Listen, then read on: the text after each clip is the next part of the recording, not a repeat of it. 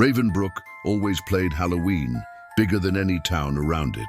Every house dripped in fake cobwebs, every shop window glimmered with painted ghosts, and every garden boasted jack-o'-lanterns wearing wicked grins. For most towns, Halloween was one night of trick-or-treating and sugar highs. In Ravenbrook, it felt like the world woke up in costume and forgot to take it off. Yet beneath the cheerful decorations and playful screams, something ancient and hungry stirred. The people of Ravenbrook celebrated shadows without realizing something inside the shadows had begun celebrating them back. Lucy Morgan noticed first. 17 years old, stubborn as oak, she wore a vampire hunter costume to the annual Halloween night ball. The name was a silly pun from the town council, pretending they had a sense of humor. Lucy's costume looked more professional than playful. Tall boots, leather jacket, wooden stake tucked into a belt, like she had trained for this her entire life, rather than picked it up from a discount shop. She teased that she dressed like this because vampire hunter costumes were the only ones that didn't require itchy wigs. But truthfully, she liked feeling prepared for anything, even things that shouldn't exist. Her best friend, Tom Carter, hidden under a cheap werewolf mask that smelled faintly of rubber and sweat, kept insisting she relax. He waved 2 bags of sweets at her like a carnival prize. "This night is for fun," he said. "You're scanning the room like you expect Dracula to crash the party." Lucy laughed, but her eyes kept darting toward the windows.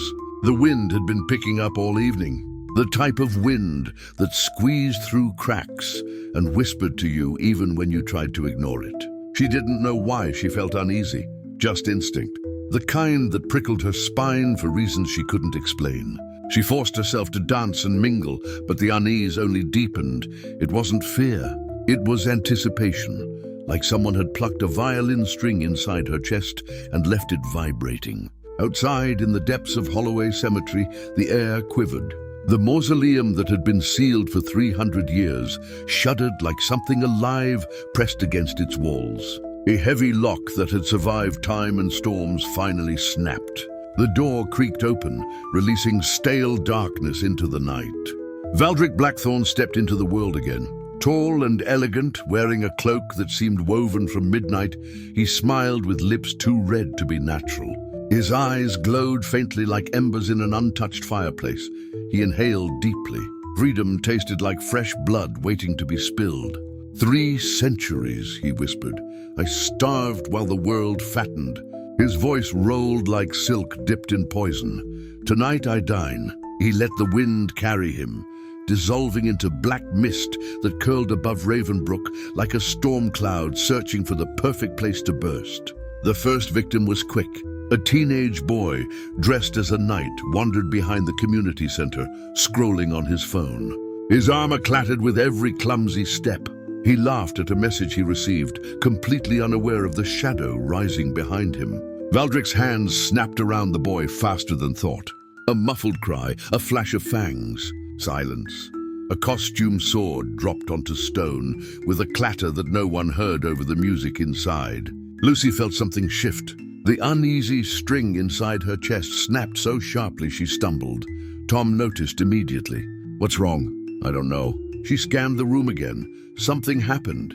Tom frowned, confused but trusting her. Lucy didn't waste time. She slipped out a side door into the cold alley. The night watched her. She could feel it. Her torch beam skimmed across the ground, landing on a thin trail of blood, glistening under moonlight. It led toward Holloway Cemetery. Her heart pounded, her brain protested. Every step whispered that this was where horror stories began. She walked anyway. The cemetery gates groaned when she pushed them open. Gravestones huddled like crooked teeth under the moon. The air smelled like cold stone and old secrets. Lucy's breath clouded the air as she searched, whispering the boy's name without knowing it. Movement. A figure stepped from behind a tomb, tall and wrong, like a shadow sculpted to look like a man. Valdric smiled. "Little hunter." Lucy froze. Her torch trembled in her hand. Every instinct screamed to flee, yet her feet stayed planted. "You're real," she whispered. "Real enough to kill you," he replied. His voice was smooth, charming, terrifying. "Your courage is delightful. Fear will make it sweeter." He lunged, and Lucy swung her wooden stake instinctively. It grazed his chest, drawing a hiss of black smoke. His surprise made her bold. "You're supposed to be a legend," she said. "Legends stay dead. I never gave death permission." He dissolved into mist and reappeared behind her. She bolted for the exit, gripping her stake so tight her knuckles went numb. She crashed through the doors of the community center like a storm. Music faltered, costumed kids stared. Tom rushed over, startled. "A vampire!" she gasped. "He's real and he's coming here." Laughter rolled through the hall. Children clapped, thinking she had planned a dramatic entrance. Even the adults grinned, admiring the performance. Tom didn't laugh. He had never seen Lucy scared like this. "What do we do?" "Get everyone out now." She turned to the crowd. "This isn't a show. Leave in groups. Do not go outside alone." The lights flickered, the speakers crackled. Then everything went dark. The doors burst open. Fog poured inside, cold and suffocating. Screams rose from every corner as a shape glided forward. Valdric stepped into the room like a king returning to his throne. "The celebration can truly begin," he said. Panic exploded. Children darted under tables. Teenagers shoved one another in desperate chaos. Lucy grabbed Tom's hand and pulled him behind a decorations table. She scanned frantically for anything useful. Her eyes landed on the snack table.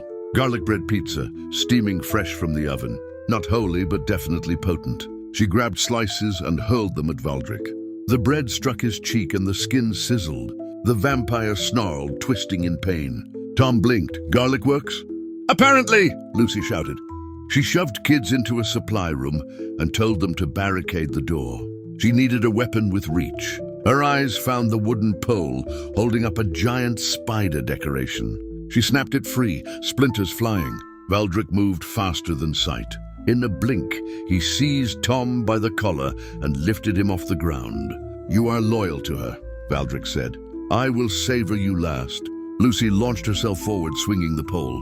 It scraped Valdric's ribs, drawing another puff of black smoke. He hissed and leapt upward, taking Tom with him. Lucy sprinted after them, pushing her lungs beyond their limit. "Lucy!" Tom yelled from the sky, dangling helplessly. "Let him go!"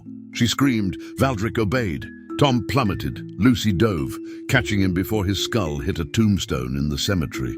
They collided with bruising force and rolled across dead leaves. Valdric landed nearby, fury twisting his features. "You are persistent," he growled. "That makes you dangerous." "You have no idea," Lucy spat. She slashed again, a deeper strike. Valdric stumbled as smoke poured from the wound. For the first time, he looked uncertain. He vanished into mist, voice echoing around them. "This is not over." Lucy dragged Tom behind a crypt. He winced, clutching his side. "You should run," he said through gritted teeth. "Just leave me." "Not happening," she said. "You didn't leave me." Her eyes found the church steeple rising above rooftops. A symbol of hope, a weapon waiting to be used. She helped Tom up. "We finished this there." Inside St. Helena's Church, the air shimmered with warmth and candlelight. The walls felt alive with protection. Lucy grabbed a silver cross from the altar and tied it to the stake, turning it into a weapon that made the air hum.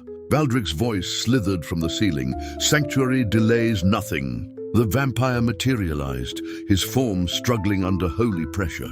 His flesh cracked and blistered like old paint peeling away. Lucy circled him carefully. "You terrorized my town. You hurt people I care about. Your night ends here." Valdric lunged with desperation, replacing elegance. Their battle echoed through the church. Lucy blocked, swung, stabbed, and screamed. He clawed her arm, drawing blood that dripped warm and steady. Pain tore through her, but she stayed on her feet. "I will rise again," Valdric snarled. "I always do. Not tonight." Lucy jammed the cross stake into his heart with every shred of strength she possessed. Light burst out like a star exploding. Valdric let out a piercing scream that faded into ash, swirling upward into the rafters. The ashes curled like smoke caught in a sunbeam, then vanished completely. The silence afterward felt unreal. Lucy collapsed to her knees, breathing hard as Tom staggered to her side. "You did it," he whispered. "You actually did it." She looked at her trembling hands, the cross stake now cracked and burned. "I didn't want any of this." Tom offered a tired smile. "Best Halloween costume ever, though." Lucy let exhaustion turn into laughter. A real laugh this time, a relieved one. By sunrise, emergency crews crowded the street. The injured were helped, the terrified were comforted. The adults tried to make normal explanations that never quite satisfied anyone. Rumors would spread, stories would warp. Ravenbrook would remember this Halloween forever. Lucy and Tom sat together on the church steps, wrapped in blankets. Kids stared at Lucy like she had walked out of one of the scary legends she used to mock.